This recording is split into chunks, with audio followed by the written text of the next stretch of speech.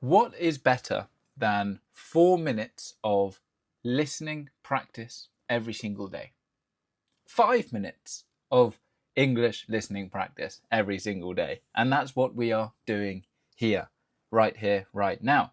Today, the topic is the UK education system. Now, that sounds quite formal and quite boring, but I will try to liven it up a little bit. I will try to make it more exciting and make it a bit more interesting. So, it starts at nursery. You might have heard the word kindergarten, but that is very American.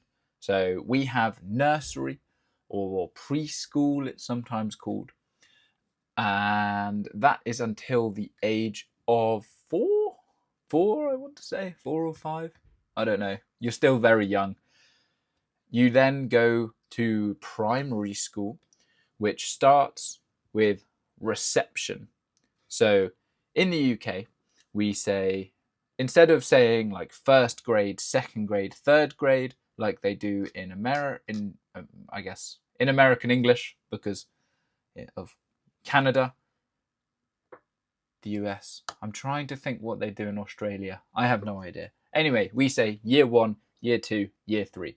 But before year 1, there is a year called reception. I have no idea why that isn't just year 1.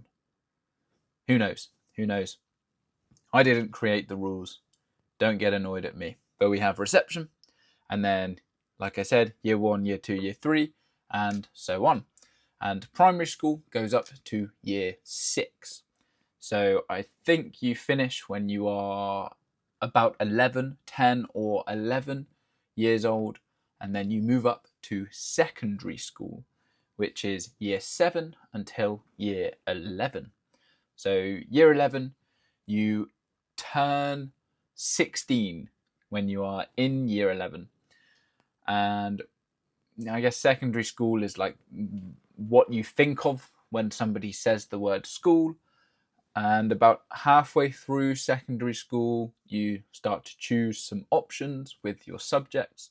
So I studied Spanish, geography, business, and PE, which is physical education, which is just like sport, basically. And then, so those are your optional subjects, and then you have the core subjects as well.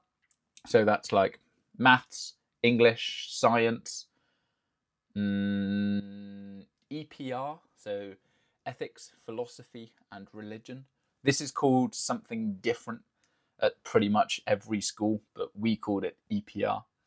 And then after year 11, you either go to college or sixth form. So college is like a mini university. It's separate to the school. And here you can study pretty much anything under the sun. So A levels are like your traditional subjects, and you would study 3 A levels. You could also study a BTEC qualification, which is where it's one subject, but it takes up the amount of time as 3 A levels. And then there were some other options, like with apprenticeships.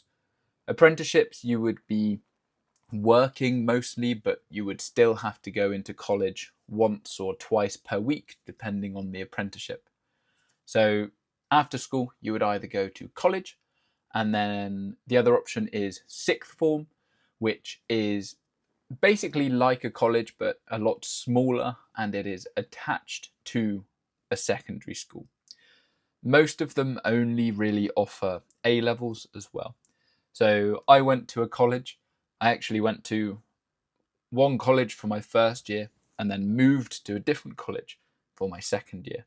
So it's only 2 years. That's probably important information. It's only 2 years. And then after that, you are free from the UK education system. And you can then choose to go to university. So you finish when you are 18, and then you can go to university. And most uni courses in the UK are 3 years. There is the option to do 4 years, so a lot of courses will have a placement year, Or like me, I had a year abroad. Some courses are longer, like medicine and architecture, but generally they last for 3 years. So that is a very, very quick summary of the UK education system. If you have any questions, let me know. Oh yes, so I mentioned what I studied at secondary school, but at A level I studied Spanish, geography, and environmental science. What did you study at school? Let me know. See you tomorrow.